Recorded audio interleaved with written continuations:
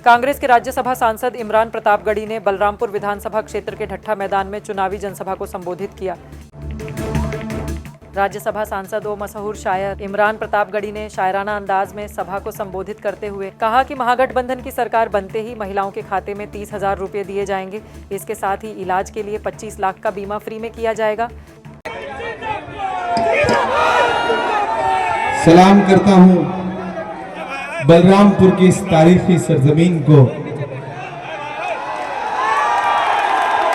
पहली बार आपके दयारे मोहब्बत में हाजिर हुआ हूं। बहुत दिन से सोचता था कि किसी मौके पे आपसे मुलाकात के लिए आऊंगा, लेकिन नसीब में शायद इसी वक्त आपसे मिलना लिखा था। न हम सफर न किसी हमनशी से निकलेगा, न हम सफर न किसी हमनशी से निकलेगा, हमारे पांव का कांटा हम ही से निकलेगा। न हम सफर न किसी हमनशी से निकलेगा, हमारे पांव का कांटा हम ही से निकलेगा।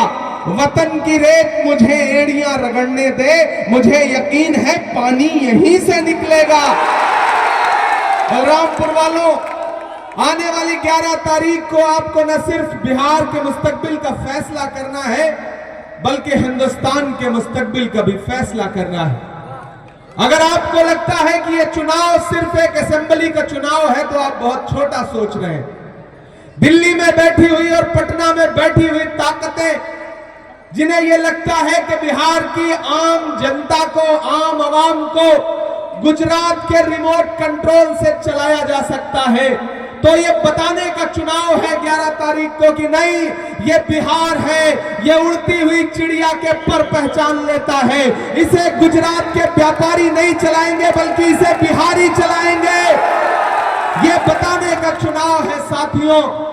और आज आपसे मुलाकात के लिए आया हूं और ये कहने आया हूं कि कॉमरेड महबूब आलम साहब आपके अपने हैं, आपके घर के हैं।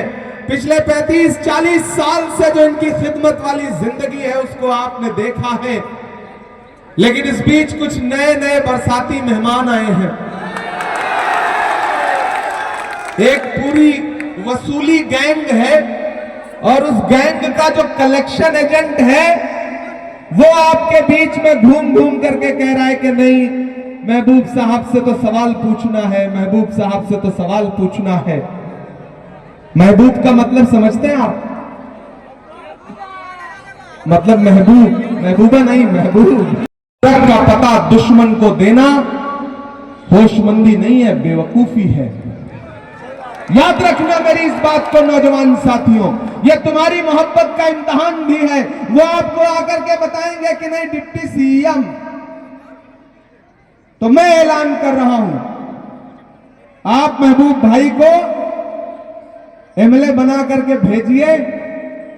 क्या पता आने वाला डिप्टी सीएम ही आपके सामने खड़ा है, ऐसा भी तो हो सकता है। और मुझे इस बात के इम्कानात तो मिले हैं कि अगर सरकार बनती है, जिसकी पूरी उम्मीद है, मैं खगड़िया से लेकर के, बछवाड़ा से लेकर के, नालंदा से लेकर, बिहार शरीफ से लेकर के, ढाका से लेकर के, सिकटा से लेकर के, बेतिया से लेकर के, बरबीघा से लेकर, दीघा से लेकर, फुलवारी शरीफ से लेकर के, पूर्णिया से लेकर, किशनगंज से लेकर, बहादुरगंज से लेकर के, कस्बा से लेकर के बलरामपुर पहुंचा हूं। पूरे सूबे में प्रचार करता हुआ आया हूं और पूरी जिम्मेदारी से आपको बता रहा हूं कि क्या है। और मैं जानता हूं कि महबूब आलम साहब आप सबके और बलरामपुर के दिल के कितने करीब हैं। मेरी एक बात बहुत संजीदगी से सुनना बलरामपुर वालों, कि ये सायादार पेड़ जमाने के काम आए, ये सायादार पेड़ जमाने के काम आए, और सूखने लगे तो जलाने के काम आए। कच्चा समझ के बेच न देना मकान को, शायद कभी ये सर को छुपाने के काम आए। मेरे भाई, एक शख्स जो पूरी सादगी के साथ, मैंने दिल्ली में बैठ करके, इलाहाबाद में बैठ करके जब भी बलरामपुर के एमएलए की तस्वीर देखी तो ये देखा कि एक आदमी अपनी गोद में बच्चों को उठाए लोगों के बीच में कभी स्टेशन पर बैठा हुआ तो कभी हाट में बैठा हुआ चाय की दुकानों पर भूजा खा रहा है, पंता भात खा रहा है।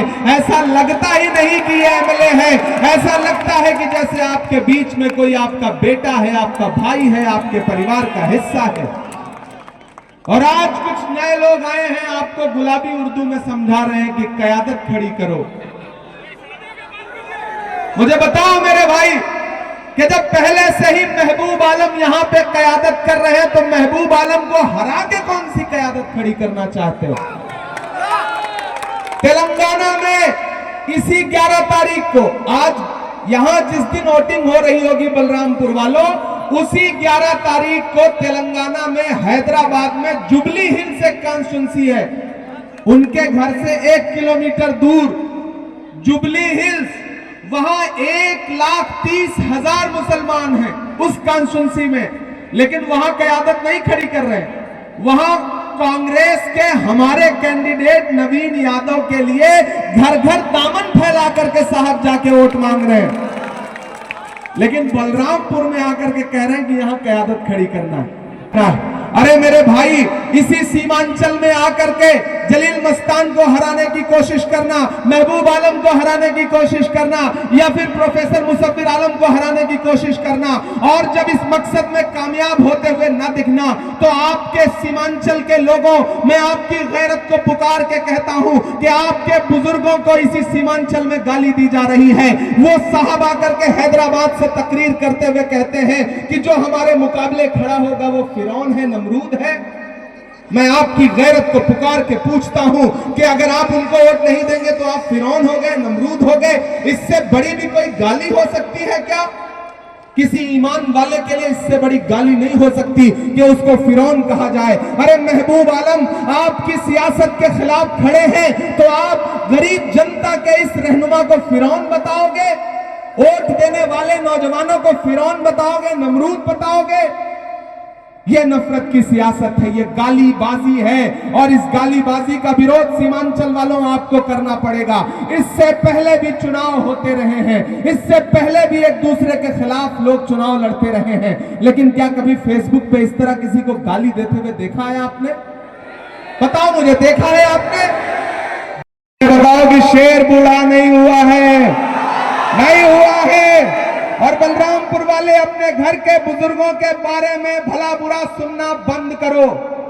इलेक्शन होते रहेंगे, इलेक्शन लड़ते रहेंगे लोग, लेकिन कोई बरसाती मेहमान आकर के आपके घर के बुजुर्गों के बारे में कुछ भला बुरा कहे तो उसकी जबान पकड़ो और उससे कहो कि नहीं, हम सीमांचल के लोग हैं, मेहमान नवाज लोग हैं, कुछ नहीं बोलेंगे, लेकिन हमारे घर के बुजुर्गों को फिरौन और नमरूद कहना बंद करो, उन्हें गाली देना बंद करो। आपकी आंखों की पूरी देखभाल के लिए बारसोई आबादपुर रोड स्थित अतीक आई केयर सेंटर में अत्याधुनिक मशीनों द्वारा आंखों की जांच, अनुभवी नेत्र चिकित्सक द्वारा मोतियाबिंद, ग्लूकोमा, रेटिना से जुड़ी बीमारी और बच्चों की आंखों की विशेष इलाज की सुविधा उपलब्ध है। इसके अलावा अतीक आई केयर सेंटर में ब्रांडेड चश्मा, कॉन्टैक्ट लेंस और स्टाइलिश फ्रेम्स भी उपलब्ध हैं, जिसका पता है बारसोई आबादपुर रोड, गैस गोदाम के नजदीक, रास चौक, बारसोई, कटिहार। अधिक जानकारी के लिए स्क्रीन पर दिए गए नंबर पर संपर्क करें। धन्यवाद।